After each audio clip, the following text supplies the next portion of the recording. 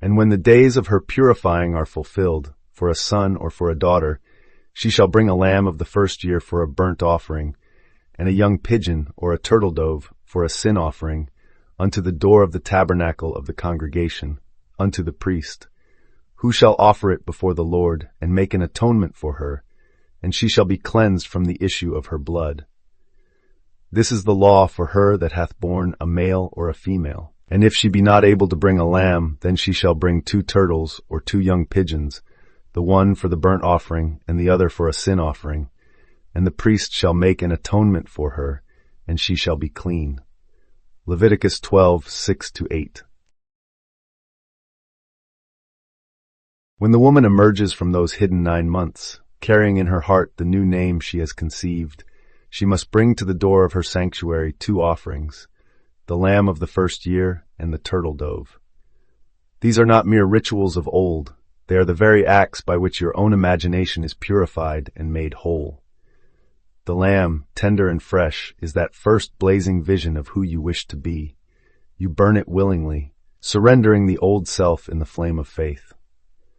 The dove, gentle and humble, is your sin offering, every doubt, every fear, every stain of lack you have carried.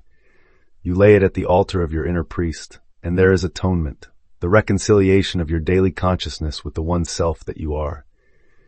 If you find no lamb within, no roaring power of conviction, then bring 2 doves. In that humility you confess your weakness, yet you still take the step. One dove you offer in faith as your new identity. The other you lay down as the old, forgiving yourself for not believing more deeply. The priest within your own awakened awareness makes the atonement, and instantly the issue of blood, that stubborn flow of past limitation, is stilled. You rise cleansed. This is the law for her who has given birth to a new desire. The door of the tabernacle is but the gateway of your imagination. As you present these offerings, you become the apple of his eye, no longer small, no longer wounded, but expanded into your true stature. And any force that touches this purified vision touches the center of your being, stirring in you the recognition, I am the fulfillment of my own promise.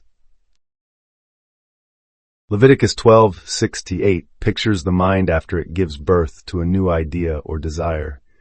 The mother's 40-day period of isolation and ritual offerings mirrors the internal purging that follows any creative conception. Emotionally, you first clear the old fear, doubt, guilt, before you can truly embody a fresh vision of yourself. When you bring the lamb as a burnt offering, you are dramatizing the total surrender of your old identity, watching every limiting belief dissolve in the purifying blaze of self-acceptance. Then turn your heart to the gentle pigeon or turtledove offered as a sin offering, for this represents the cleansing of subconscious guilt. As you inwardly acknowledge each past misstep and extend forgiveness to yourself, you open the channels through which abundance can flow into your being. Finally, direct your awareness to the door of the tabernacle, which is nothing other than the pupil of your eye, the sacred gateway where the divine beholds itself in you.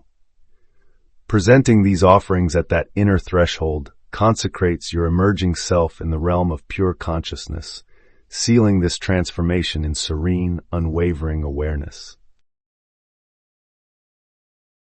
Hidden here is your innate power to make atonement, to unite your conscious aims with the infinite source.